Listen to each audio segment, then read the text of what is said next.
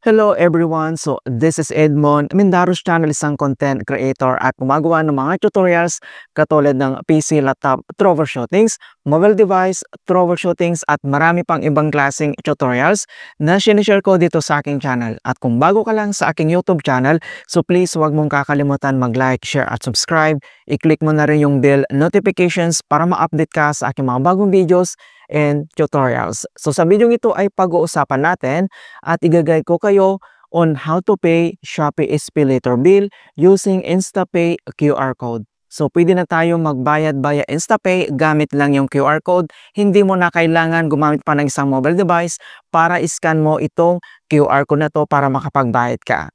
Kaya wag na nating patagalin at start na natin. So ang next step ay kailangan mo lang i-open yung Shopee app. So click mo lang. And then dito lang sa ating Shopee homepage. And then dito lang sa baba ay kailangan mo lang itap dito yung Meet Profile na makikita dito sa bottom right corner. I-click mo lang. And then once na-open mo na dito yung Shopee homepage profile mo. And then under lang dito sa My Wallet ay kailangan mo lang i-select dito yung SPayLater. Okay? So since dito sa SPayLater ay may kailangan tayong bayaran dito, so malapit na yung due date natin.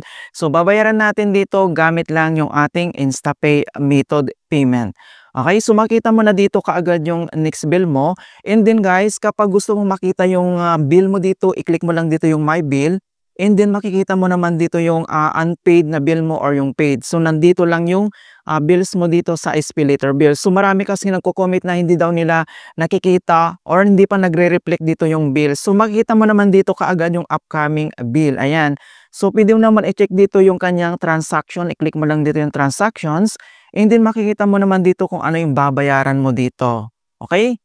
So since magbabayad na tayo ng ating SPayLater bill, so ang next step ay kailangan mo lang itap dito yung Pay Early. And then, so makita mo na dito yung total upcoming bill amount. And then ito na siya. And then dito sa baba ay kailangan mo lang itap dito yung Pay Now. And then, so amount to pay, makita mo na dito yung total amount. And then payment method, i-click mo lang. Okay? So, dito sa payment method ay may iba pang other option na pwede natin i-select kung gusto mong magbayad via Shopee Pay Balance, via Maribank, or via Payment Center / e-wallets. So guys, mas magandang gamitin natin dito yung InstaPay. So makikita mo dito, InstaPay ay wala po siyang bayad. So enjoy free and instant repayment with GCash, Maya Banks, and other e-wallets. So ito yung lagi kong ginagamit dahil wala po yung bayad. Kung ikaw ay mahilig mag-SPayLater or mag-loan, gamitin mo itong InstaPay. So ang next step ay itap mo lang dito yung InstaPay. Ito yung bilog dito na makikita lang dito sa right corner, i-click mo lang. And then, dito sa baba, i-click mo lang dito yung confirm. Ayan. So makita mo naman dito amount to pay. And then dito lang sa baba ay i-click mo lang dito yung Pay in Full. Okay, so ito ay kailangan na natin itong i-screenshot or i-click mo lang dito yung Save QR code, itap mo lang. Okay, so image save successfully. So ito yung sinasabi ko na hindi mo na kailangan pang gumamit ng isang mobile device para i-scan itong QR card nito.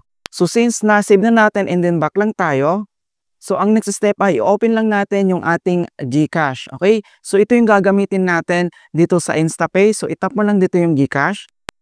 And then, kailangan lang tayong mag-login dito. So, gamit lang tayo dito yung biometric para makapag-login tayo. Okay? So, since nandito na tayo sa ating GCash homepage profile, so ang next step, dito lang sa baba ay tap mo lang dito yung QR. Ayan. So, pag na-open mo na dito yung QR, so ang next step ay i-click mo lang dito yung upload QR, itap mo lang. And then, since na-save na natin yung QR code kanina, i-select mo lang siya. Processing, so wait lang natin. Payment, dito na tayo. Ayan. So makikita mo na dito na nag-reflect na dito yung babayaran natin doon sa SPayLater natin. So 'di ba, napakabilis lang talaga. Hindi mo na talaga kailangan pa ng isang mobile device.